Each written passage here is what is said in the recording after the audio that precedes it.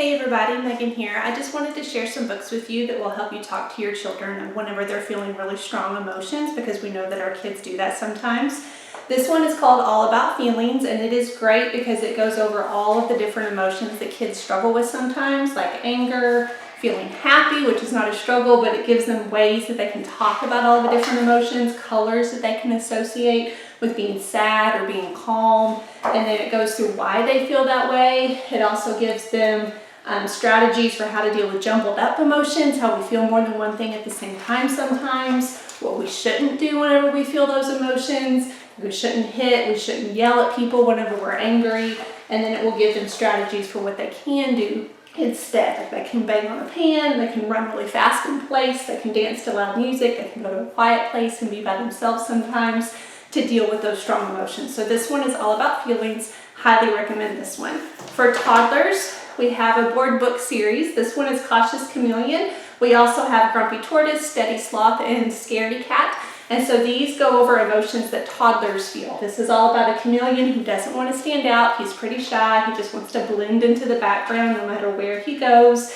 So it gives all of these different images about when he feels chilly in the mountains. He just, again, wants to stay by himself until it gets all the way to the end and he realizes that it is okay to be different and stand out. So that one is Cautious Chameleon.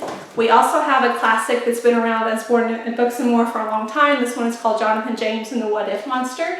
Jonathan James has a lot of fears. He has a lot of worries that are kind of keeping him from doing things that he wants to be able to do. For example, whenever he tries to climb a tree or thinks about it, he says, what if you tumble? What if there's wind? What if you slip and your knee gets all skinned? It's this what if monster that's whispering all of these fears into his mind. It says, what if they giggle? What if it's chilly? What if you jump and look really silly? And so it goes through all of these worries and all of these fears and all of these different situations that he experiences until he gets to the end, and Jonathan James says to his what if monster, now wait just a minute, I have something to say. After hearing what ifs all through the day, I hear all your worries, I hear all your claims, but what if you're wrong? Asks Jonathan James. What if I climb to the top of that tree and I never slip or skin up my knee? And so he speaks he gives voice to all of his fears and eventually gives himself the reason to go ahead and try even though he's scared. And so that one is Jonathan James and the What If Monster. We also have a couple of activity books to help kids whenever they're dealing with strong emotions.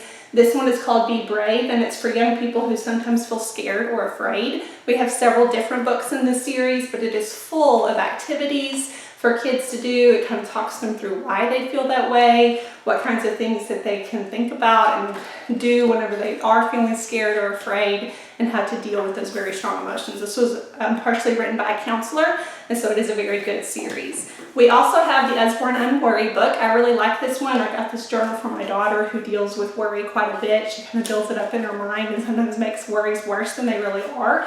And so this one also gives them activities and things to do. It talks through why they worry, gives them different strategies to think through whenever they are worried or afraid. And then sometimes it just gives them things to do whenever they just need a distraction. So there's mazes to do. You can see my daughter's done one of those. There's dot to dots in this book just to kind of distract them from those worries. And so this one really helped my daughter whenever she was trying to sleep and whenever she was worried, she just needed to kind of get her mind off of those things. And so doing things like dot to dots helped her do that. And so this one is also full of things that they can do whenever they're feeling those strong emotions. So I hope some of those helped you, and I hope you have happy shopping.